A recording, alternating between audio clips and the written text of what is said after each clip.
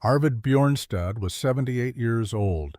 The September, a journalist came to his door, and he had been waiting, without quite knowing it, for someone to ask the right question for the better part of 40 years. The journalist was young, perhaps 30, with a leather satchel and the particular expression of a man who has been told that old settlers have interesting stories and has found more often than not that interesting is a generous description. He had come to Clearwater, Minnesota on assignment for the Tribune. Pioneer history, the human texture of early settlement. He had a list of names. Arvid's name was not on the list. A school teacher in town had added it in pencil at the bottom with a note that said only, "The carpenter knows something about the old construction." Arvid read the note when the journalist handed it to him. He read it twice. Then he looked up at the young man standing on his porch in the amber light of that September morning and made a decision. "Come and sit down," he said. "This will take some time." The journalist opened his satchel. Arvid stopped him. "You will not need to write much at the beginning. The beginning is just the world as it was. The part worth writing comes later." He settled into his chair with the careful deliberateness of a man who had learned, over many decades, not to waste the energy that remained. His hands rested in his lap, a carpenter's hands, still, broad at the palm, the knuckles enlarged from a lifetime of grip. "I want to tell you about a woman named Marta Halverson. Do you know that name?"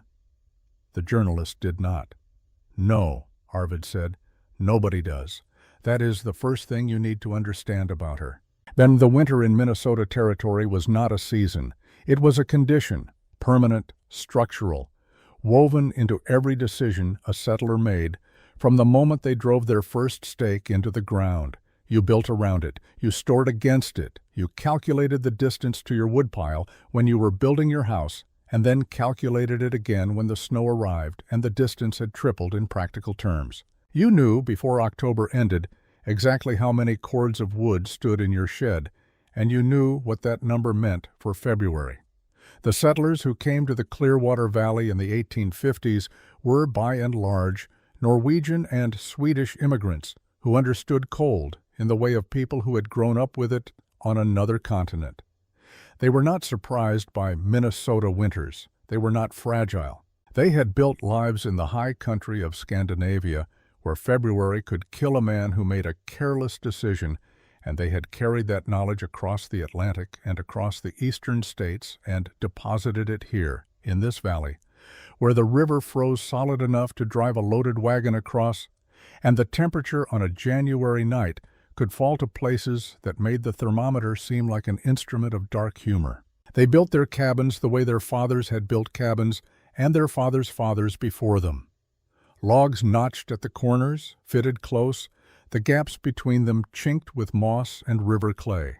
A stone fireplace on the north wall. One window, covered through the winter with oiled paper that let in a gray diffusion of light and kept out the worst of the wind. A floor of packed earth, hard from use, cold as the ground it rested on. The structures went up in a week if you had neighbors helping, in 2 weeks if you were working alone. They were adequate. That word covered most of what frontier construction aspired to. Adequate walls, adequate roof, adequate warmth, so long as the fire burned. That last condition was the one that governed everything. A cabin in the Minnesota winters of the 1850s was not a warm place. It was a place where warmth was produced and immediately contested. The fire in the firebox generated heat.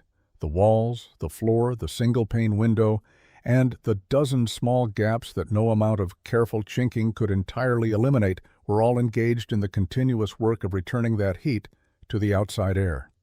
The fire won the contest only as long as it was burning. The moment it went out, for any reason, for any length of time, the cabin began its rapid return to ambient temperature. In January, ambient temperature in the Clearwater Valley was 20 below zero on a mild night.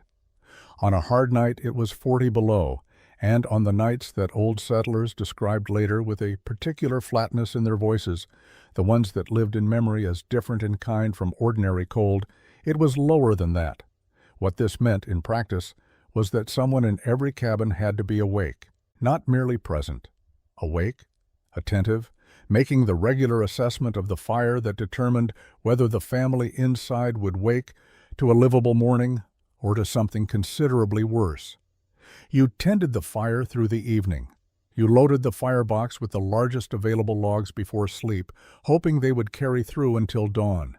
Most nights they did.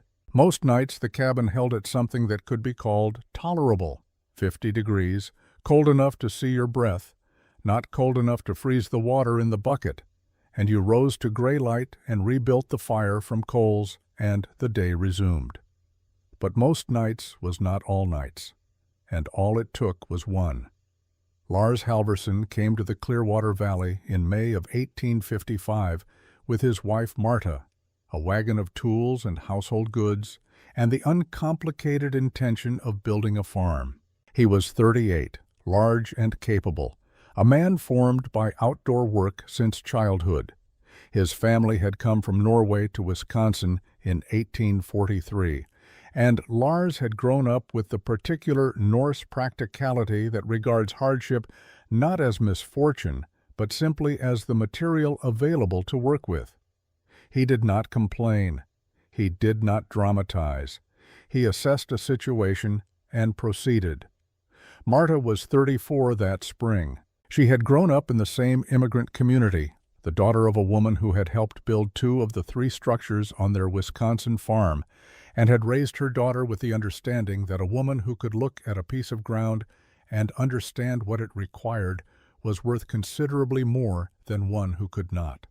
Marta had her mother's eyes, the kind that moved over a landscape and registered detail without appearing to make an effort. She was small and fair-haired and moved with an economy that people sometimes mistook for quietness. She was not quiet. She was attending. They chose their 40 acres on a rise above the river with good drainage and a stand of mixed pine and hardwood that would give them lumber and fuel for years. Lars broke ground on the cabin immediately. By October, by the time the first hard frost arrived and the ground in the shaded hollows began to show the white stiffness of approaching winter, he had walls, a roof, a fireplace, and a floor of packed earth. The window was covered with oiled paper. The door fit its frame adequately. It would do. He intended to finish it properly in the spring. There was, as there is always on a new farm, something else first. The spring of 1856 brought a full season of clearing and planting and fencing, and the 2 weeks Lars spent helping a neighbor raise a barn, understanding that the reciprocal labor would return to him when his own barn needed building. By the time their son Petter arrived in August of that year, the cabin was as Lars had left it in October. By the time their daughter Britta came in 1857, he had improved the chinking and fitted a better door, but the floor was still earth, and the walls were still single-course logs, and the window still let cold radiate inward throughout every winter night. He would do it properly in the summer of 1858. He planned for it all through the winter of 1857 to 1858. He spoke about it to Marta on the evenings when the fire was high and the cabin was as warm as it ever got, which was warm enough. Better insulation for the north wall, a proper raised floor off the ground, maybe a second course of logs on the windward side if he could get the timber cut before August. He never did any of it. In April of 1858, a log shifted on the Spring River Drive, and Lars Halvorsen was 41 years old, and then he was not anything at all. Marta buried him on the hillside above the river. The community came. There were perhaps 12 families within reasonable riding distance of the Halvorsen place, and all of them came because that was what you did, and because Lars had been the kind of man who showed up when others needed showing up for, and his neighbors understood that the debt ran in both directions.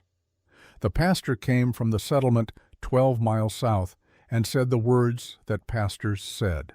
Afterward, the families gathered in the Halvorsen cabin, and the women brought food, and the men stood near the door with their hats in their hands, and the thing that was not quite said out loud moved through the room as clearly as if it had been spoken.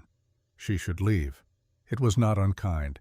It was practical, the same quality that Lars himself had valued above almost everything else. A widow of 38 with 2 children, a farm that was more potential than production, and a cabin that was, by any honest assessment, still half-finished, located 3 days' travel from her nearest family in Wisconsin.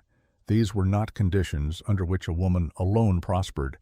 The valley had seen it before. A man died, and the reasonable thing happened, and the family returned to wherever they had come from, and the following spring someone else claimed the land and started the work again. Old Gunnar Lindqvist, 65 that spring, and the most experienced farmer in the valley, stood near Marta for a long time after the service. He did not say you should leave. He was too careful a man for that. What he said was, "If there is anything you need while you are deciding what to do, you have only to ask." While you are deciding what to do, the phrase was precise and considerate and carried within it, with complete clarity, the assumption that a decision would be made and what its nature would be. Marta thanked him. She thanked all of them. She said she would think on it. She thought on it through April. In the first week of May, she planted her kitchen garden. The community noticed. The community said, in the careful way of people who have not been directly asked for their opinion, that grief affected different people in different ways, and that Marta was a capable woman, and that she would come to the sensible conclusion when she had had time to arrive at it. Sigrid Holmboe, the pastor's wife, told her neighbor that she was concerned, genuinely concerned, not critically, and that someone ought to speak with Marta directly before summer was too far gone and the opportunity to travel back east had passed. Nobody spoke with Marta directly. She was not the sort of woman who invited that kind of conversation, and the community understood this and respected it and continued to assume from a distance that she was managing her grief and would eventually manage herself toward the expected conclusion. She was managing. She simply was not managing toward the conclusion anyone expected.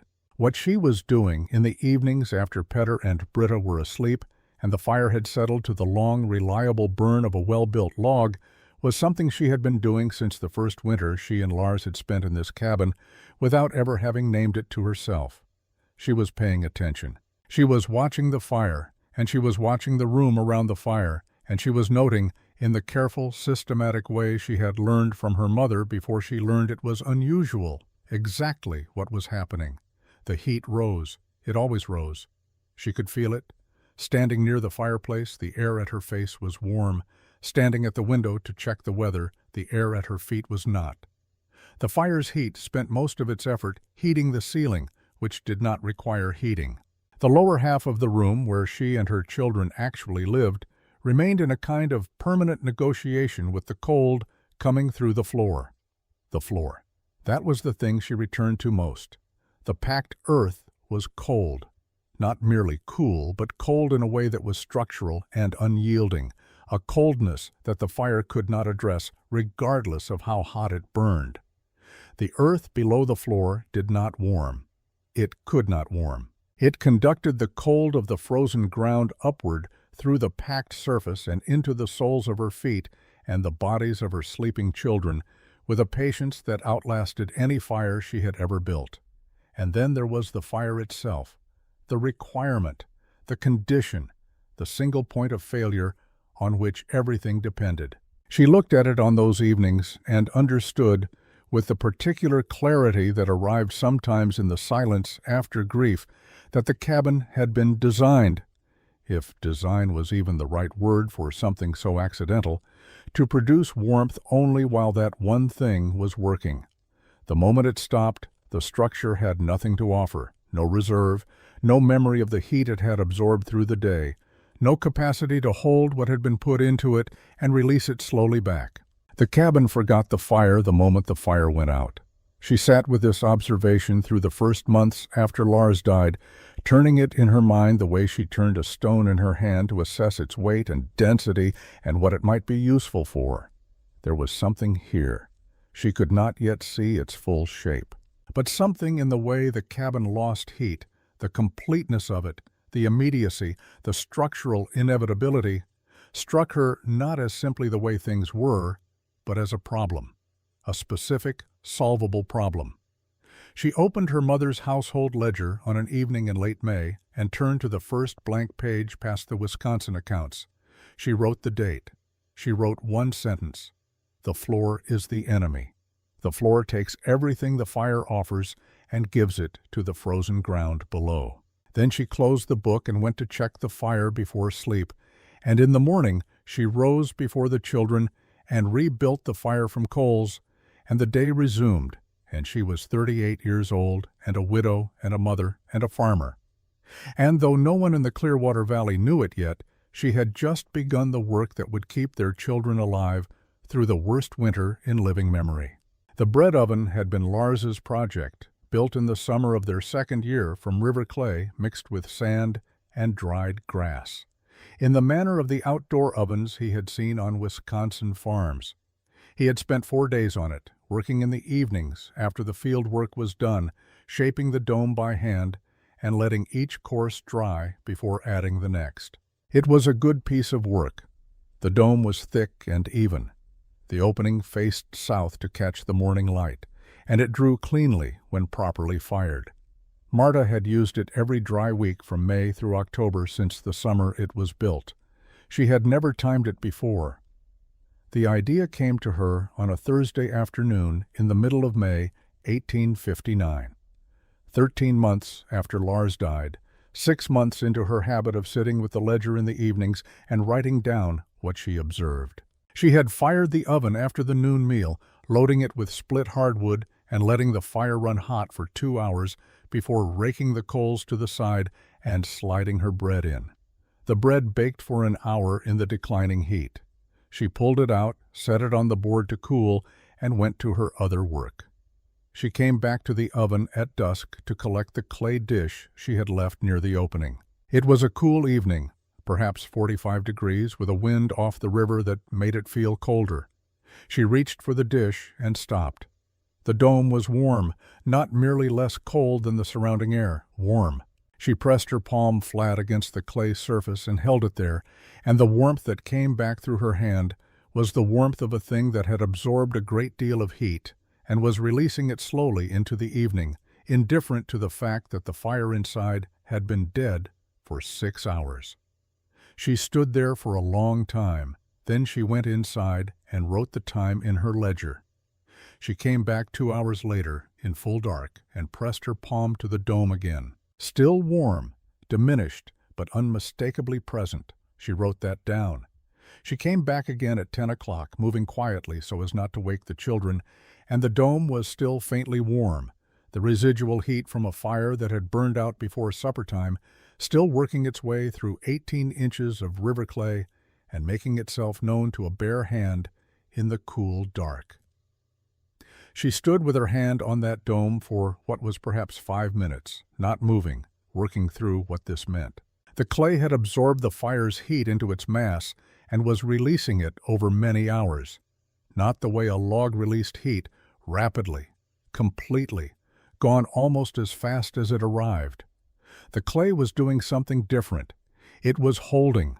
It was, in the words she would write in her ledger the following morning when she had found the right phrase for it, remembering. She timed it again 2 weeks later, more carefully, starting from the moment she raked the coals and ending when she could no longer feel any warmth from the dome's exterior. 17 hours. The clay dome of an outdoor bread oven, fired for 2 hours on a May afternoon, continued to release measurable warmth for 17 hours after the last active flame. She wrote this in the ledger 3 times, from 3 different angles, until she was sure she understood it correctly. Then she sat for a long time looking at the candle flame and thinking about what would happen if a cabin wall were built the way the bread oven was built, thick and dense, and capable of absorbing the day's heat and releasing it through the night. The second thing came to her in the root cellar, and it arrived not as an observation she went looking for, but as one she had been standing inside for 3 years without seeing. She went down for potatoes on a morning in early March, when the outside temperature was still 12 below, and the ground above the cellar was frozen solid enough to ring when she struck it with a heel. She descended the stone steps Lars had cut into the hillside and pushed open the inner door and stood, as she always stood for a moment when she came down here, adjusting to the change. The temperature in the root cellar was perhaps 35 degrees. She could see her breath just barely in the light that came down through the entrance. But 35 degrees was not 12 below zero. The difference between those two numbers, 47 degrees, was being maintained without a fire, without any source of heat, without any mechanism she had ever thought to question. She had been using this root cellar for 3 winters. She had noticed its temperature in the casual, peripheral way that you notice things that are useful without being surprising. The vegetables did not freeze. The temperature was stable. This was what a root cellar did. But she had not, until that March morning, stood still in it long enough to ask why. She stayed longer than she needed to.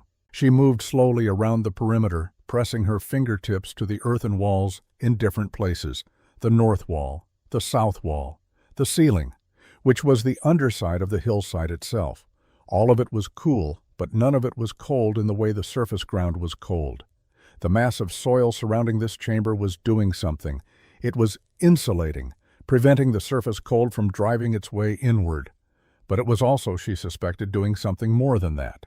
Below the frost line, the earth maintained a temperature that was not related to the season.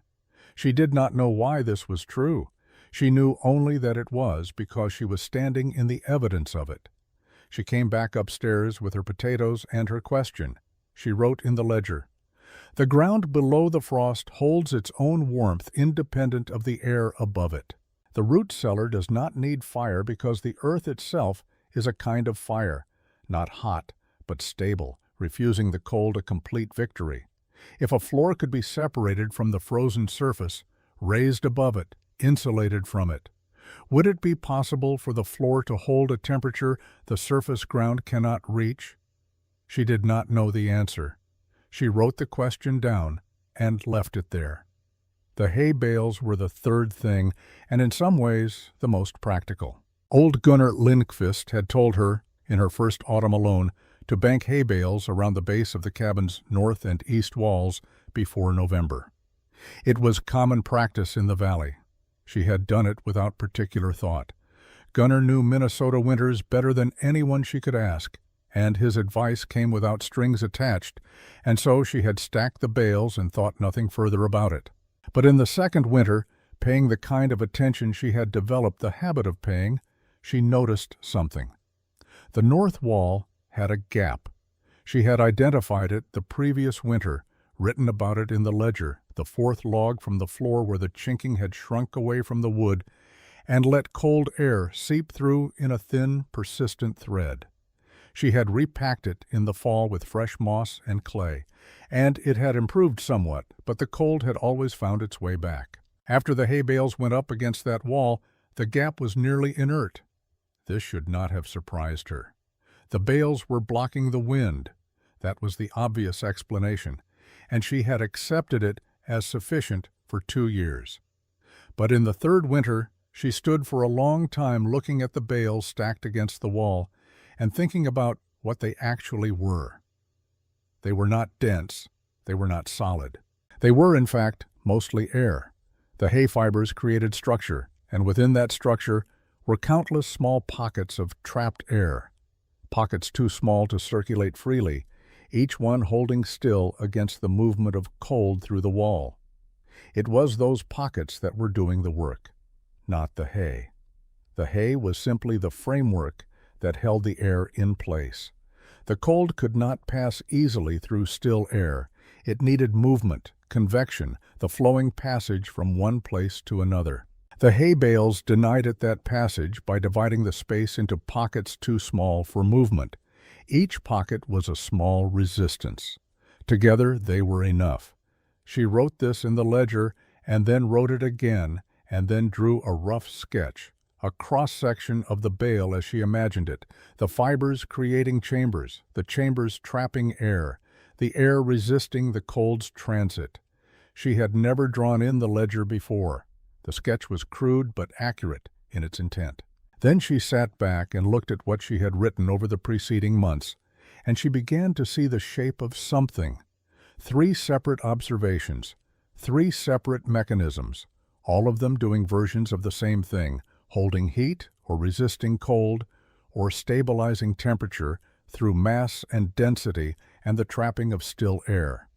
The bread oven's clay dome, the root cellar's earthen mass, the hay bale's interior pockets. If you built a wall that combined all 3 principles, the dense mass of clay that absorbed and held heat, the insulating structure of trapped air that resisted the cold's passage, and the stable temperature below the frost line that refused to surrender to the season, what would such a wall do to the temperature of a cabin on a January night when the fire had been dead for 6 hours? She did not know. She thought she could find out. Arvid Bjornstad arrived in Clearwater Settlement in the last week of June, 1859, coming from Milwaukee on the recommendation of a carpenter there who had work enough for 10 men but could only employ 6. He was 35 years old and had spent 4 years building in Milwaukee, the last 18 months of them on a cold storage facility on the lakeshore, a large commercial structure designed to keep cut ice from the winter harvest from melting through the summer. The technique used in that building's walls was a double course of heavy timber separated by a cavity packed tightly with sawdust from the local mills. The sawdust provided insulation. The air trapped within the fine particles resisted the movement of heat with remarkable efficiency. Arvid had packed hundreds of linear feet of that cavity and understood, from practical experience, that the technique worked. He did not immediately see that it could be made to work in the other direction. This would take a conversation with Marta Halverson to clarify. He encountered her for the first time on a Tuesday morning in late July, at the counter of the settlement's general store, where she was asking the storekeeper a question about clay composition that the storekeeper was visibly unequipped to answer. Arvid was 6 feet away, purchasing nails. He listened for a moment and then introduced himself. Their conversation ran 40 minutes, spilling out of the store into the doorway and then onto the step, the storekeeper watching from behind his counter with the expression of a man who has witnessed something he cannot quite categorize. Marta asked specific questions, not exploratory questions, not the questions of someone thinking through a problem for the first time, but the questions of someone who had been working with a problem for a long time and had arrived at the point where other people's knowledge had specific and identifiable uses. She described what she wanted to build. She used plain language and did not apologize for the complexity of the concept. A double-course wall on the north and east elevations, with a cavity between the courses packed with a clay and organic mixture that would absorb heat from the cabin interior during the burning hours and release it through the night. A floor raised above the frozen ground on a foundation of dense stone with an insulating layer beneath the planks to prevent the ground's cold from conducting upward. A central stone platform connected to the fireplace base. She called it the Varmestein, the heat stone, that would function as a thermal reservoir, absorbing the fire's heat into its mass and radiating it slowly back into the room through the night hours. Arvid listened. He identified 2 objections based on his Milwaukee experience and stated them plainly. She listened to his objections with the same quality of attention she brought to everything, processing them rather than waiting for him to finish, and addressed each one. Her counter-arguments were not defensive, they were accurate. He went home that evening and sat with her reasoning and found that he could not find the flaw in it. He came back to the store the following Tuesday on no particular errand. She was there again. They talked for another hour. She showed him the brown paper sketches, cross-sections in her small, careful handwriting, dimensions annotated in a mix of English and Norwegian, the 3-layer system laid out with a clarity that surprised him, not because a woman had drawn them, because anyone had drawn them.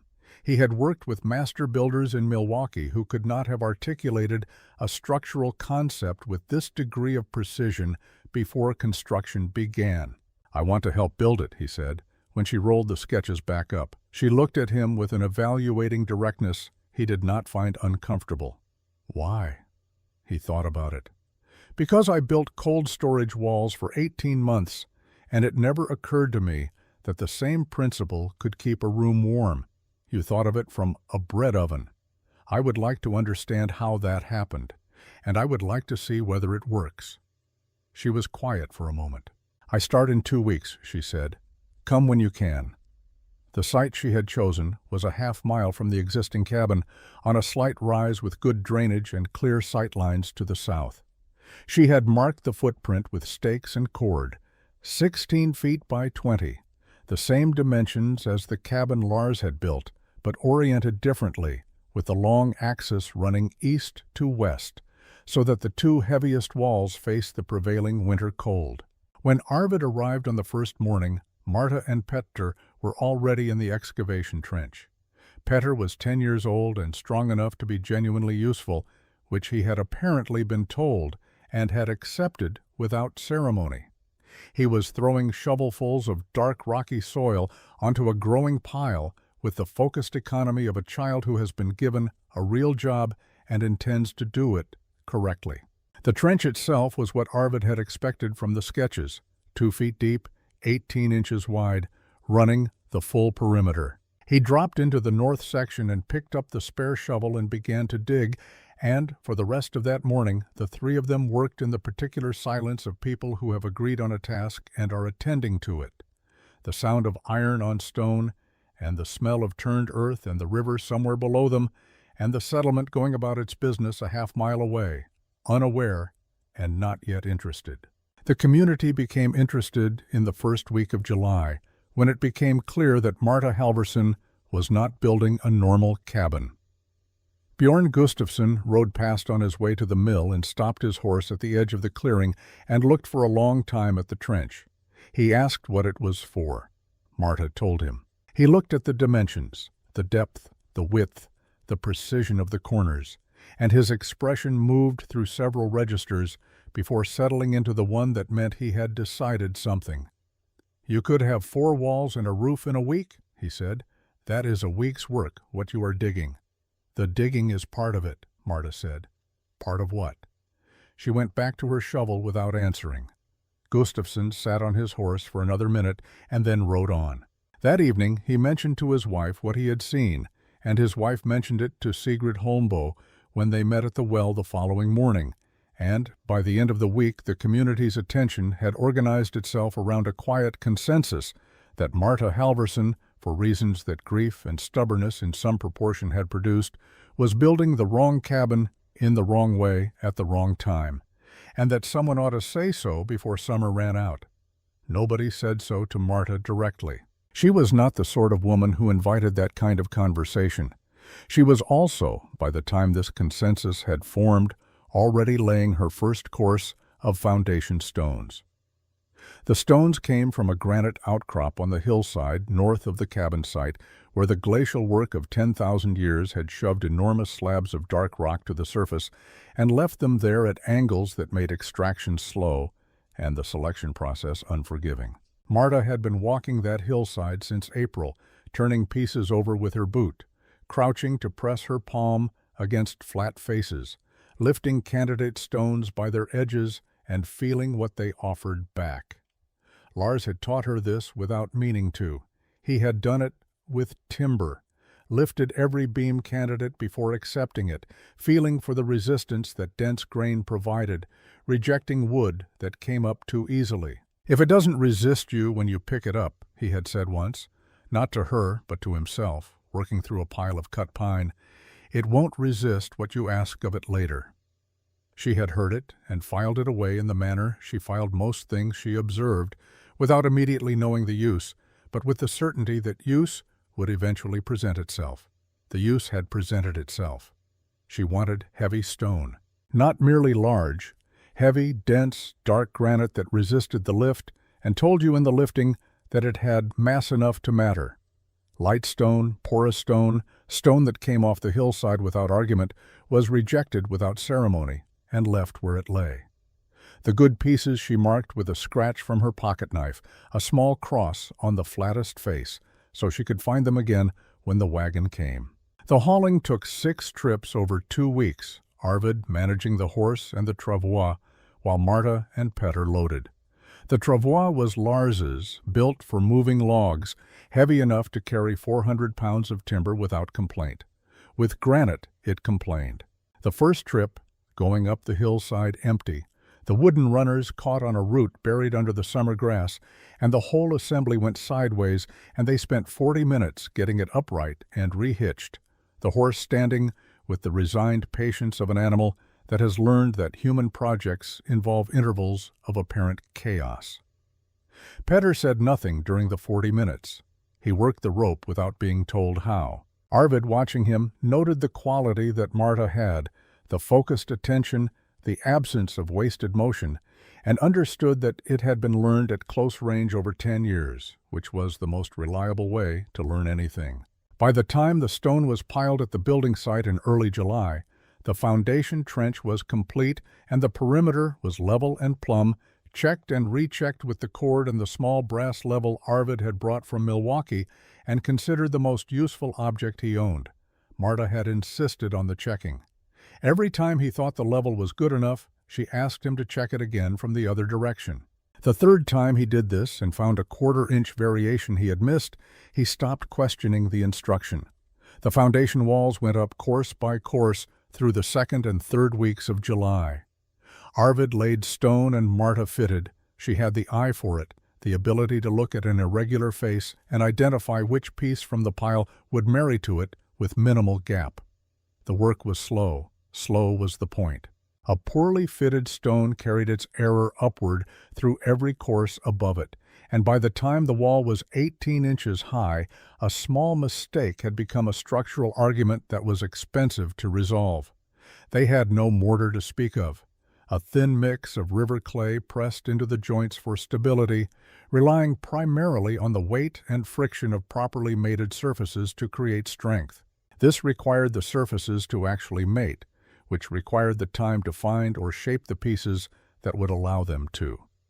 On the fourth day of laying, Bjorn Gustafsson came back.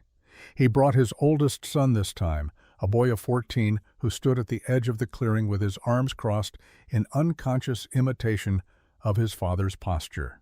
Gustafsson looked at the partial foundation walls, 8 inches high on the long sides, 6 on the short, the courses tight and level. And then at the depth of the trench they rose from, and then at Arvid. "How thick are those walls?" he asked. 18 inches, Arvid said. Gustafsson absorbed this. "You could hold up a barn with walls that thick." "You could," Arvid agreed. "That cabin is 16 by 20. "It is." A long pause. "What is she building?" Arvid went back to his stone. "A cabin," he said. 16 by 20. Gustafsson stood for a while longer, running his carpenter's eye over the work with the expression of a man who recognizes craftsmanship and cannot reconcile it with purpose. Then he gathered his son with a look and rode on.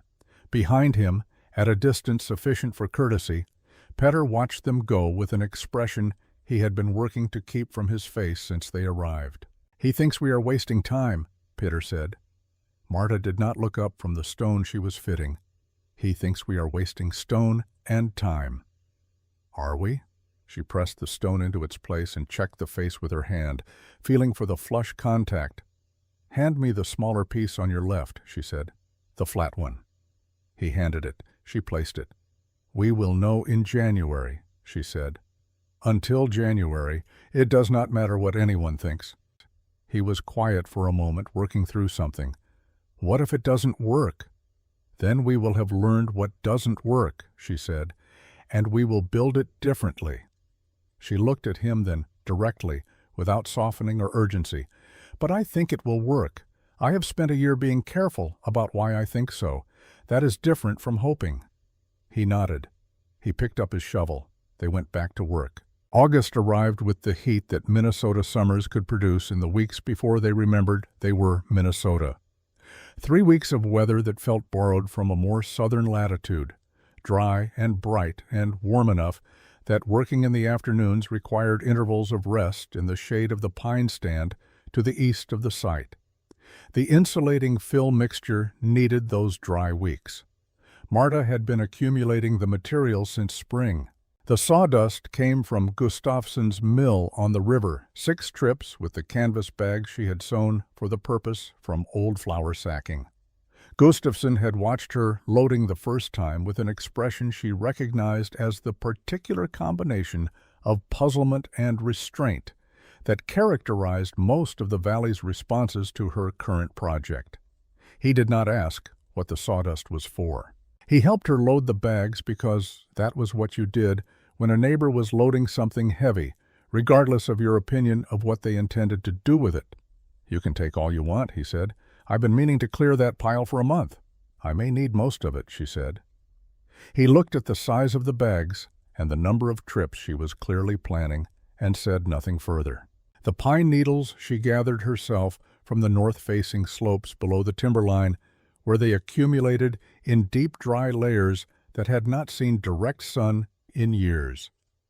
She filled 3 large canvas sacks over 4 mornings, working before the heat of the day arrived, Britta sometimes beside her with a smaller bag of her own, the 2 of them moving through the amber half-light under the pines in a companionable silence. The moss came from creek banks where it grew thick and dense on north-facing stones, gathered in her apron and transferred to sacks at the end of each collection walk. The charcoal she made herself, burning hardwood in a covered pit over 3 days in late July, producing a quantity of dense black material that she then broke into small pieces with the back of a hatchet and sifted through a wooden screen Lars had built for sifting ash from the fireplace. The fine particles she kept. The coarser pieces she broke again.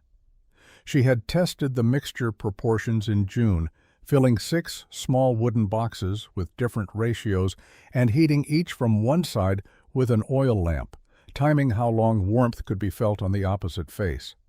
She had done this methodically over 2 weeks, recording each result in the ledger, adjusting the ratios, running the test again.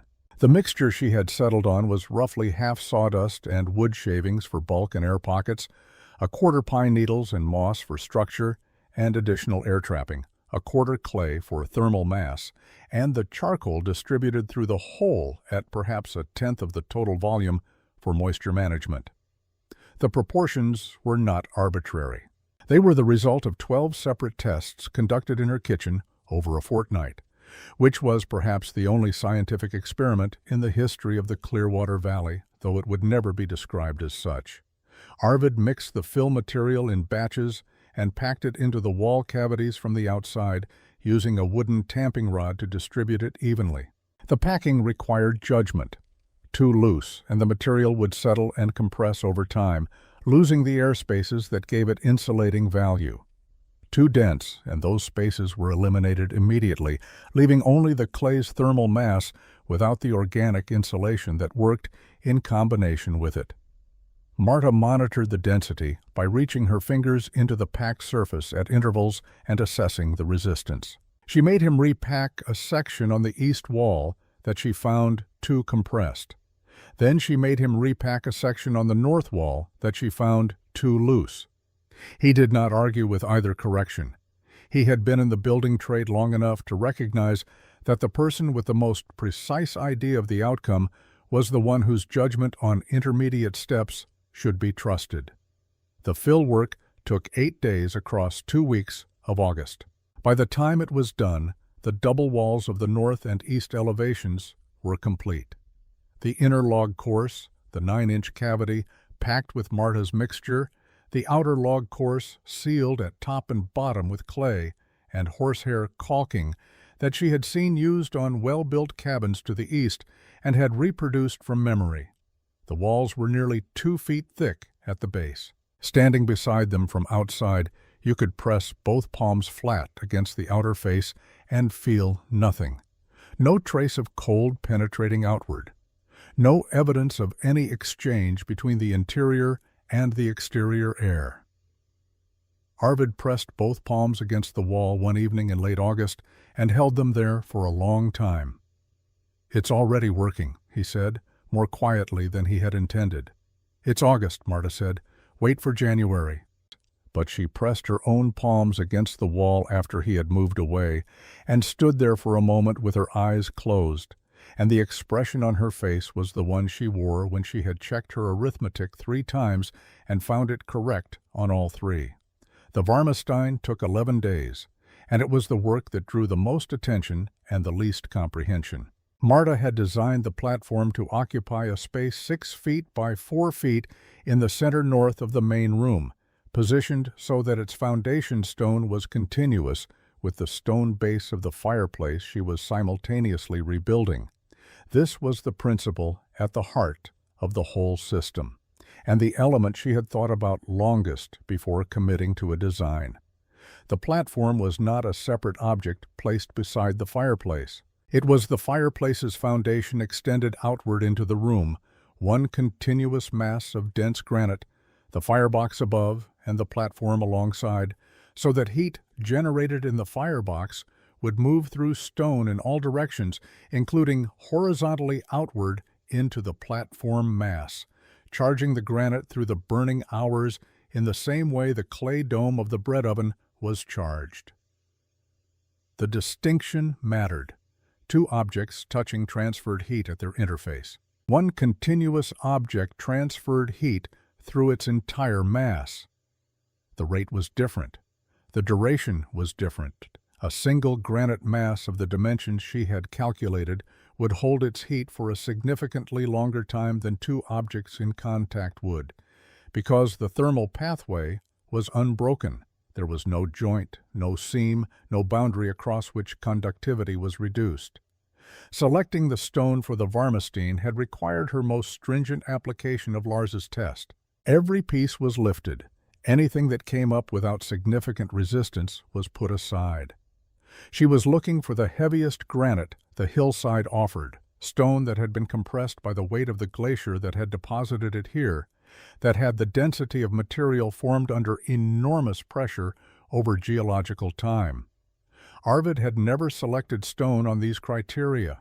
He watched her work through the pile with the focused rejection of anything that failed the lift test, and began doing the same without being asked, the 2 of them moving through the candidates like people sorting grain, keeping the heavy and setting aside the light. The laying was careful and slow, each course dry-fitted before any clay was applied. The stones turned and rotated until the flat faces made solid contact.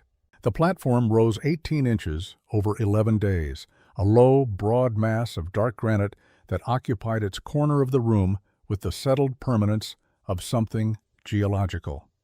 It did not look constructed. It looked as though the hillside had sent a representative into the cabin, and the representative had decided to stay.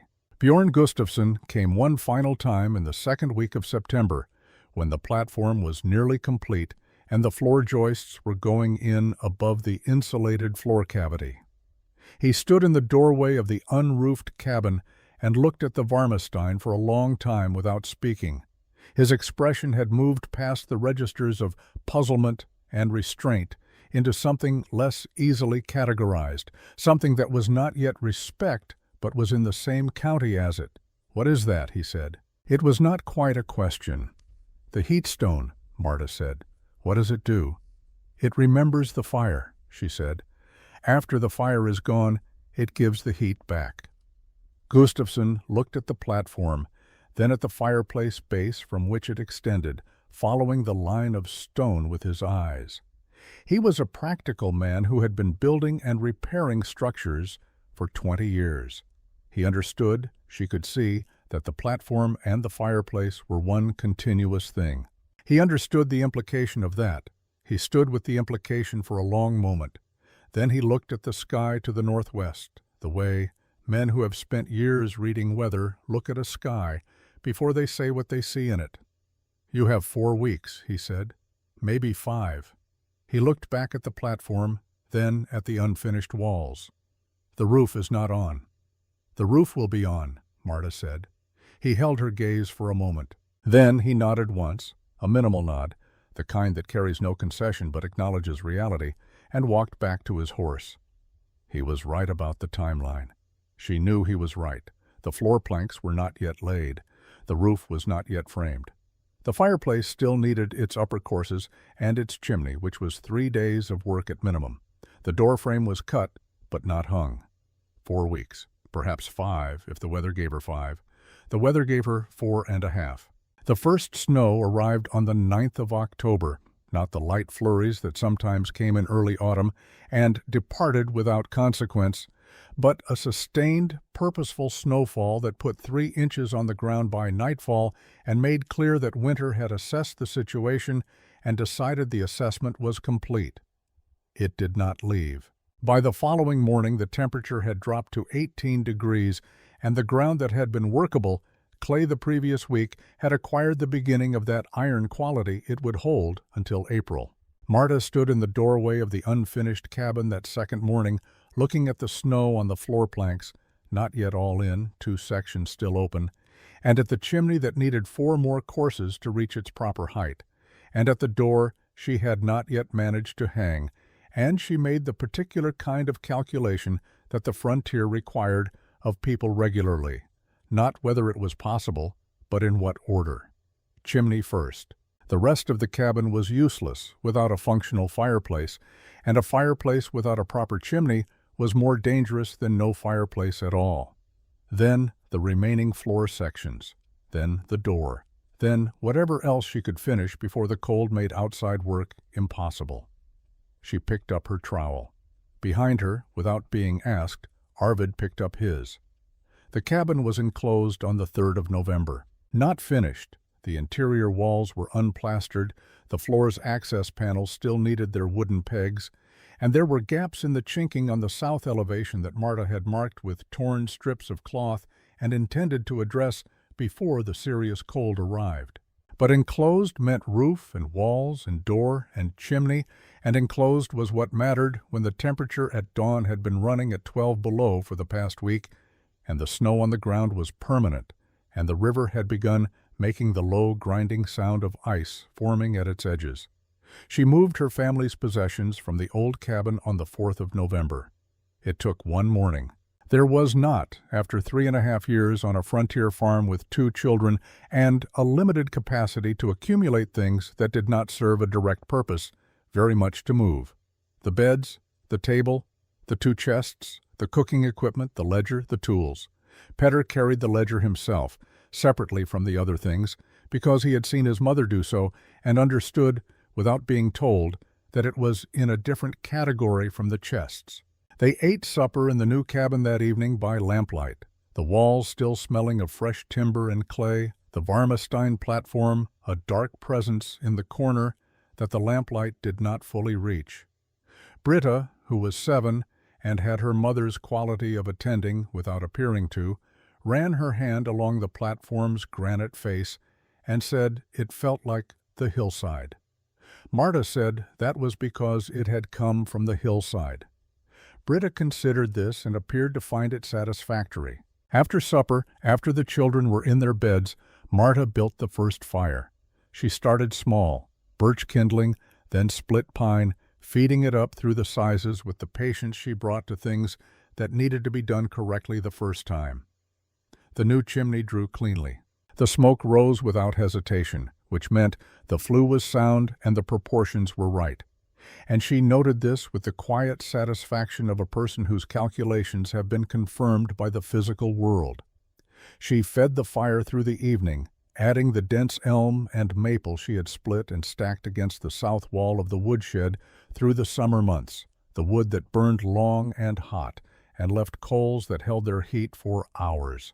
She was not heating the room. She was charging the system, loading heat into the granite mass of the Varmestein, into the clay fill in the double walls, into the stone layer at the base of the floor cavity. She thought of it in these terms, the same terms she would have used for filling a water barrel. You filled it completely, and then it was full, and then it would give back what it had received.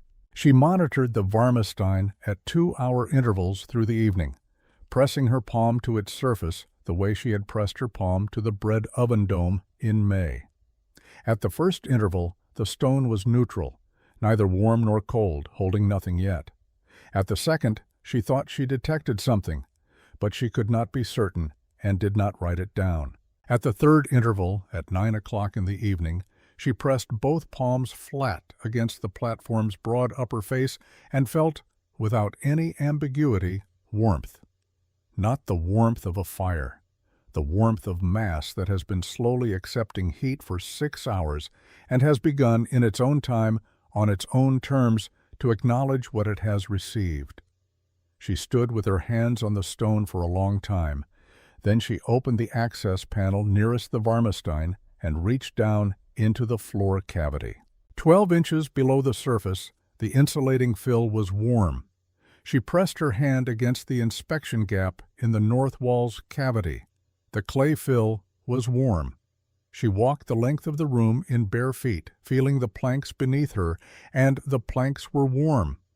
Not the aggressive warmth of a heated floor, but the steady, dependable warmth of a surface that has been receiving heat from below for several hours and intends to continue. At 10 o'clock, she loaded the firebox one final time with the largest available logs and banked the coals with ash in the way her mother had taught her.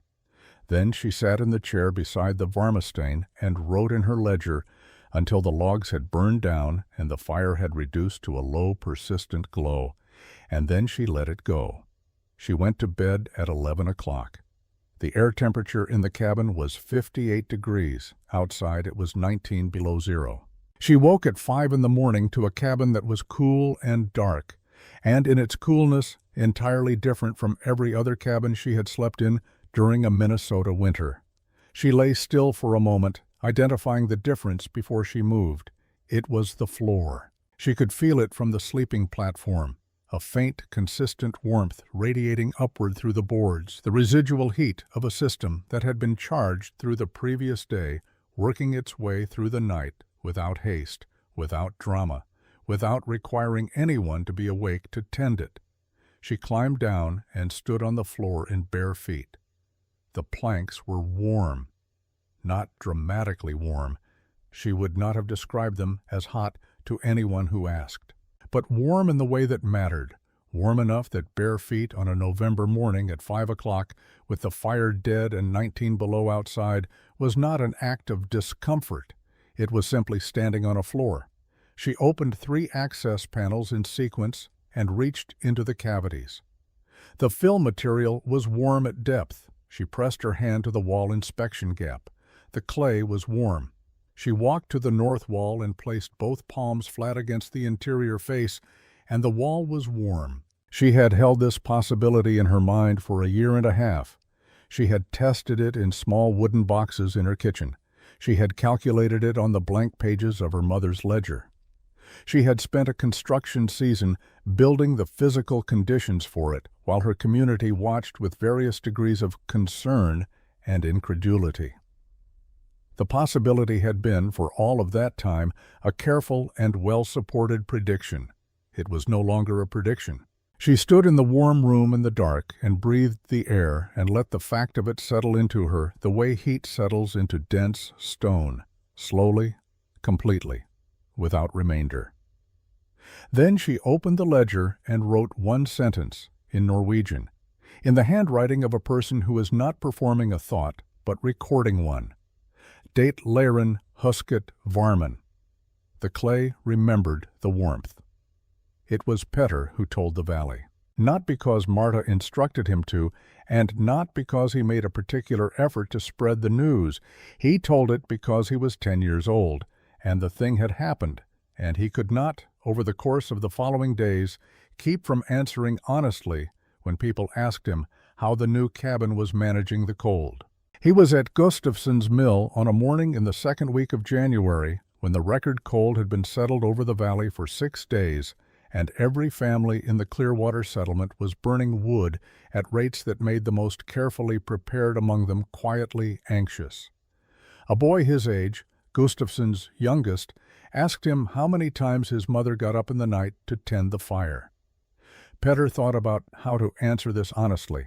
"She doesn't," he said. The Gustafsson boy looked at him. "Nobody doesn't." "She lets it die around 9 or 10, Petter said.